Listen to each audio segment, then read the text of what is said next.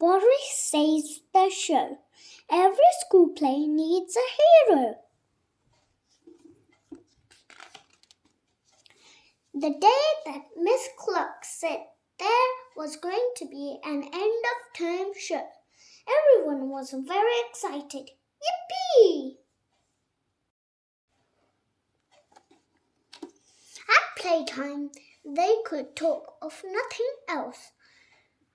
Fergus, the fox cub, wanted to sing.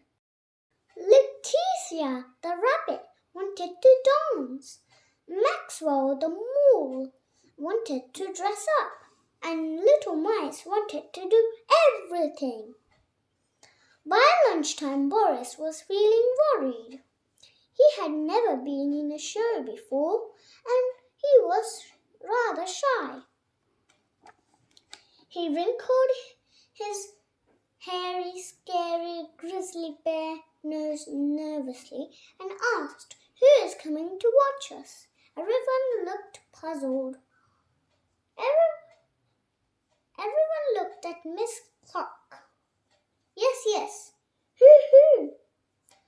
A very special audience indeed, she said. I am inviting Miss Webb and her class from Ponside Nursery. She gave the important letter to Maxwell and he posted it with a little help from Boris. The next day there was a great excitement at Ponside Nursery. When Miss Webb opened the envelope, she read the invitation out loud. Please come to our school on Friday for our end-of-term show. Love from Miss Cluck and Class 1. Oh, lovely! Hooray! Back in Class 1, it was time to start practicing. Miss Cluck played some notes on the piano. Do, re, mi, fa, so, she sang. Your turn, she said. Do, re, mi, fa, so. When Boris sang, all the animals covered their ears. The piano shook. This just won't do, sighed Miss Cluck. You're too much loud, Boris dear. Now let's try some dancing, said Miss Cluck. 2 claps, spin around, leap high and land softly, she said. Letitia clapped, Maxwell spun, Fergus leaped, and Boris landed, but it wasn't at all softly. Thump! Never mind, spluttered Miss Cluck. I have got just the job for a big, hairy, scary grizzly bear. And she put Boris in charge of making the scenery. Don't forget your apron, dear. Before long, the mice wanted to help too. So while Boris painted a great big sun in the sky, they painted tiny little flowers in the grass. What a team, said Miss Cluck as she washed the paint from 6 little pools and 2 great big ones. And now, said Miss Cluck, we must choose our costumes.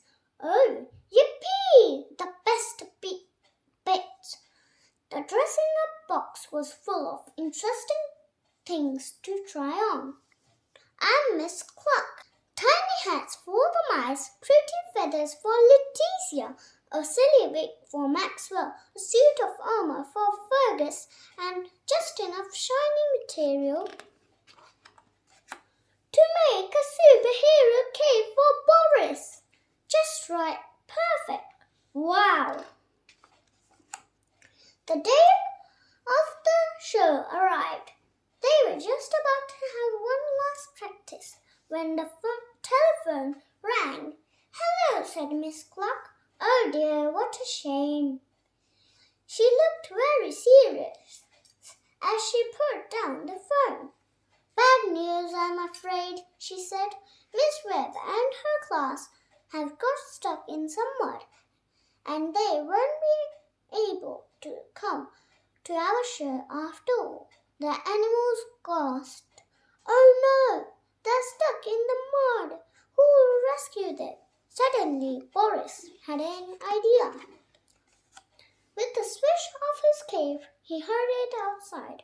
Come back, Boris. Where's Boris going?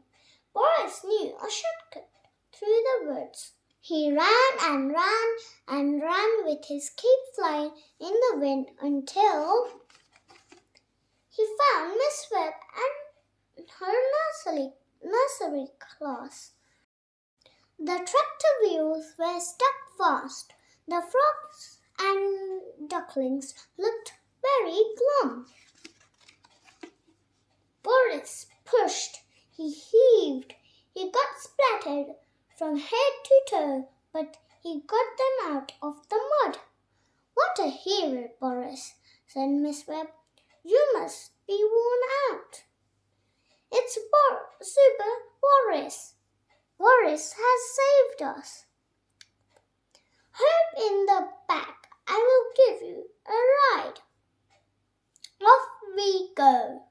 There wasn't much room in the trailer, but nobody minded a bit.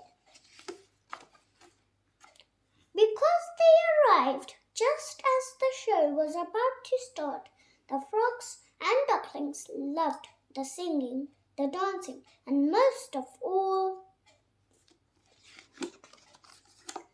they loved Boris for saving the show. The end. Thank you.